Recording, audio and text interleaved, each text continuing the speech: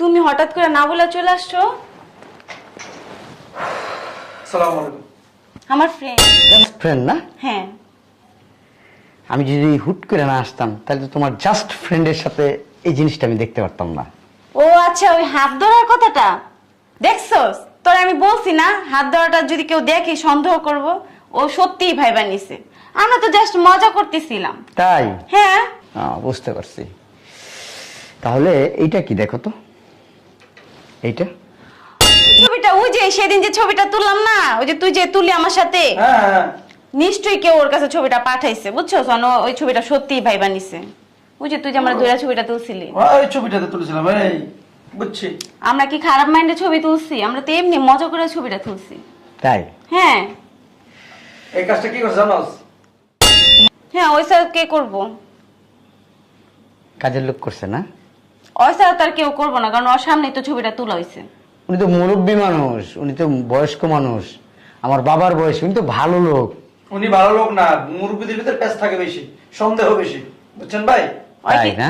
ওই কি তোমারে কিছু বলছে? না না না না, উনি কি বলবে? এই যে একটা ছবি, এই ছবিটাই তো অনেক কিছু প্রমাণ করে দেয়। হ্যাঁ, আমি বিদেশে এত কষ্ট করেছি কার জন্য? আর তোমার এই দেশে রেখে গেছি, আর তোমার এই দেশে রেখে গেছি এইগুলো দেখার জন্য। তুমি কি বলতেছো এইসব? আমি কিছু বুঝতেছি না। তুমি কিছু বুঝতেছো না? না। জাস্ট ফ্রেন্ডের সাথে এত লটর পটর সম্পর্ক, এটা আমিও তো বুঝতেছি না। ভাই কথা বলতে শব্দ করে বলি, কিসের লটপট? ফ্রেন্ডের আমরা মধ্যে বন্ধু। হ্যাঁ, আমরা বন্ধু। কি আপনারা? বন্ধু বন্ধু। বেয়াদবের বাচ্চা, বন্ধু? আরে কিসের বন্ধু? এই চুপ! কিসের বন্ধু? ওর হাজবেন্ড আছে, ওর হাজবেন্ড বিদেশ থাকে, আর তুমি তলে তলে আইসা মজা নাও না? আবার কেউ জাস্ট ফ্রেন্ড? কেন, হাজবেন্ড থাকলে কি বন্ধু থাকতে পারে না? কেন বন্ধু থাকবে? কেন বন্ধু থাকবে? তোমার কি আমি অনুমতি দিয়ে গেছি? তুমি কি ওর বউ না আমার বউ? দেখো তুমি কি আমার কাছ থেকে অনুমতি নিছো তোমার কোন ফ্রেন্ডের সাথে তুমি সময় কাটাইবা? আমার কাছ থেকে অনুমতি নিছো? দেখো তুমি শুধু শুধু আমারে ভুল বুঝতেছো। আমাদের মধ্যে পাপ মুক্ত সম্পর্ক। ভাই কথাটা একেবারে সত্যি। বিশ্বাস করো। পাপমুক্ত সম্পর্ক? হ্যাঁ। বেডরুমে যায় একজন একজন এইভাবে জড়াই ধরাটা পাপমুক্ত সম্পর্ক?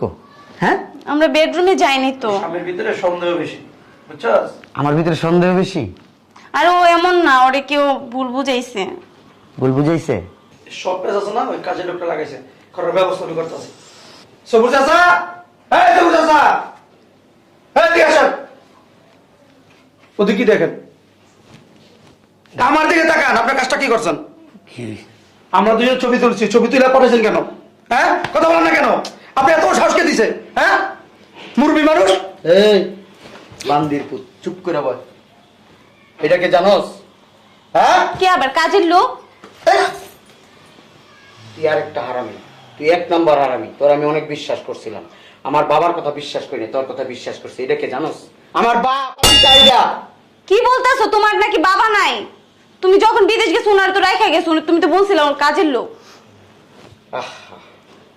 আমি আগে নিষেধ করছিলাম, আমার ছেলেরা আমি বহুবার বুঝাইছি এবং বোঝানোর অনেক চেষ্টা করছি, ও কোনো কিছুতেই বুঝে নাই। আমি বলছিলাম যে বাবা তুই মেয়ের বিয়ে করিস না, মেয়ে ভালো না, মেয়ের মা ভালো না, মেয়ের বাবা 14 জেনারেশনের একটা লোক নয় যে ভালো। কি বলো, আমার ছেলে পাগল হয়ে গেছিল। দোস্ত চলে যাই। কই যাবি? হ্যাঁ, সকাল বিকাল আমার লোকে যে অত্যাচারটাও করছে বলার মতো না।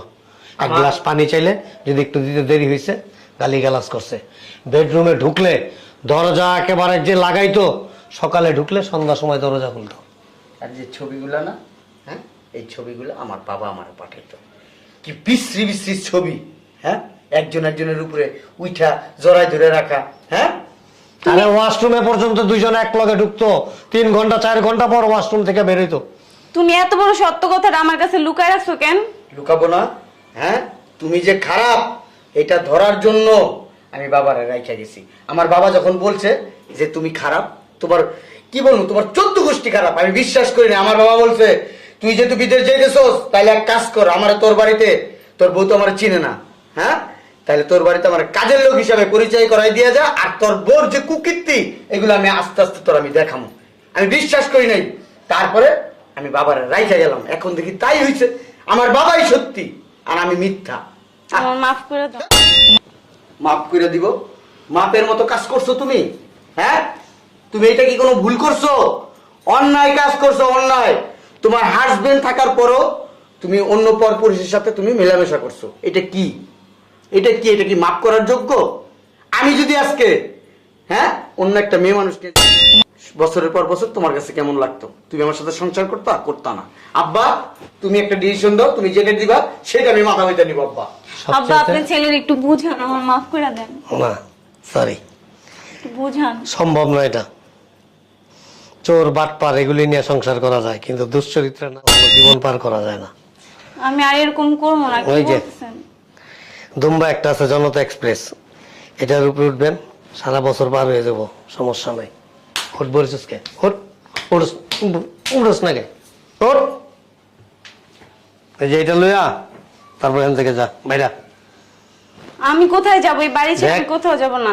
মোবাইলের উপর হইয়া পড়ছিল, এটা মনে হয় গুঁড়ো হয়ে গেছে গা। কত শখ আইফোন, আইফোন ওই যে দিছি, আইফোন কিনা। হ্যাঁ এটার মধ্যে দেখিস বাবা কত রকমের ছবি যে আছে, আমি নিজে দেখছি। আব্বা, আমার দরকার নাই, আর এটা দরকার নাই। ওই যে নষ্টা মিলক দিয়ে দাও আব্বা মোবাইল, আমি ওর চেহারা দেখতে চাই না। আব্বা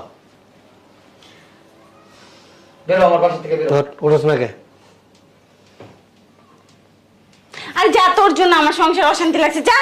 ইস যা, তখন দিয়ে আমার কামার লগে এমনি করে যাবে, তখন ভালো লাগছে। এখন যা কে? হ্যাঁ, আব্বার বের করো তো। ওই যাবো, তুমি কই থাকবা? আমি বাড়িতেই থাকবো। যে আঙ্গুল কষ্ট নি ওই বাড়িতে যা করো গা, যাও যাও। বেয়াদব, আবার দাঁড়ায় আছো কেন? যাও। তুমি আমার মাফ করে দিও আব্বা, আমি আসলে বুঝতে পারি নাই আব্বা।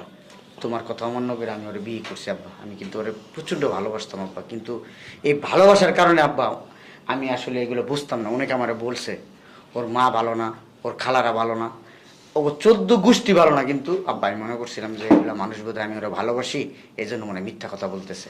আসলে কি বাবা, অনেক পরিবার আছে খারাপ পরিবারও ভালো সন্তান জন্ম নেয়, আবার অনেক সন্তান আছে যারা খুব খারাপ, তাদের পরিবার ভালো। ভালো মন্দ মিলে সব কিছু। তুই সরল মনে ভালোবাসছস, আর এই সরলতার সুযোগ নিয়ে সে তোর দুর্বলতার হিসেবে ব্যবহার করছে। দেখ কিছু না, একটা কথা আছে না, একটা প্রবাদ আছে তো, দুষ্ট গরু চেতে শূন্য গোয়াল অনেক ভালো।